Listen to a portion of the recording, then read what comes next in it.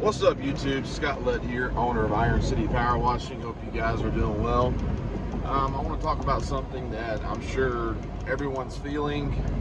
Um, I know we've noticed, to be honest, as busy as we are. I've noticed, I've felt it, I see it, I hear it. Um, the economy is not doing so hot. Inflation is out of the roof. I think that disposable income has now become a nest egg for a lot of people.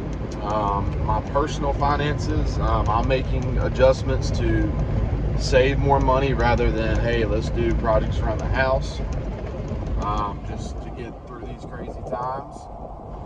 So I know if that's my mentality, as a homeowner, as a husband, as a provider, it's probably the same as for a lot of people, and as it should be. So with that being said, I think it'd be wise to, maybe push back some money. I'm not a financial advisor by any means. I'm not a financial wizard, but I'm very cautious, and I pay attention to the stock market. And I just think it's wise for your business right now,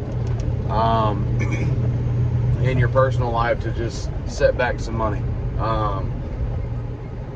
I would say I'm a huge Dave Ramsey guy, but his rule of thumb is make sure you have at least 6 months worth of savings. One, for a rainy day. Two, to just, if things crash, have money to live on. Us guys in the service industry, we're going to feel it the most because, just like I mentioned, people aren't going to use that disposable income to pay to get their house washed, to get their driveway cleaned, to get their roof cleaned, okay? Now the HVAC guys, the electrical guys, things that are more of a necessity service, you have to have these things to operate your home. They'll stay probably busy, but us guys who are in the wash industry, I think we're gonna feel it a little bit, because we were getting probably 15 calls a week. Now we're getting 7 to 8, 9, somewhere around there. So our calls have kind of gone down. Luckily, our commercial accounts are still wide open. I mean, we're still getting a lot of commercial work, but I've noticed it more in the residential world, that our calls have kind of gone down. We've been pretty much all year booked about a month and a half out. Right now, we're right at a month. So I've noticed that as well. So we're making adjustments. We have a lot of money, a lot of jobs we completed that we are waiting on to come in. But we've already had a discussion. Hey, let's make sure we have this amount going into next year. We're halfway through the busy season, guys. So right now is the time to start thinking about next year, next busy season.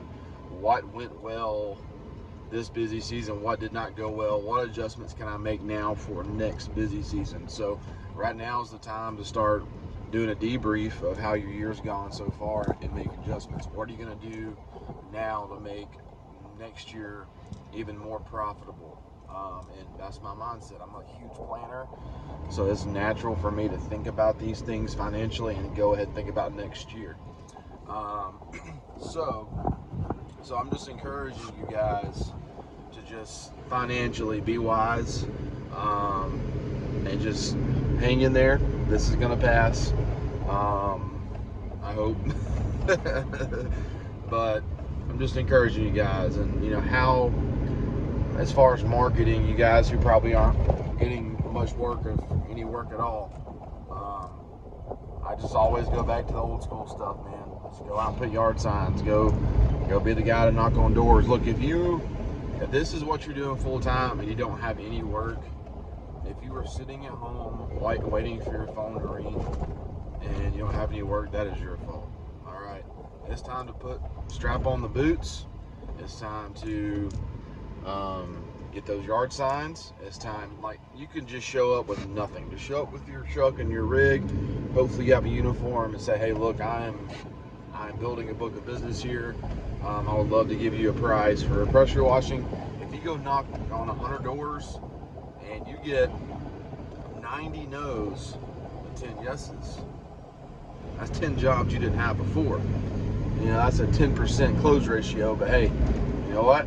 You got work now, and it works. People need these services, and if you bypass a lot of the searching, the calling, and you just show up at the front door and something's been on their mind, I mean, do it.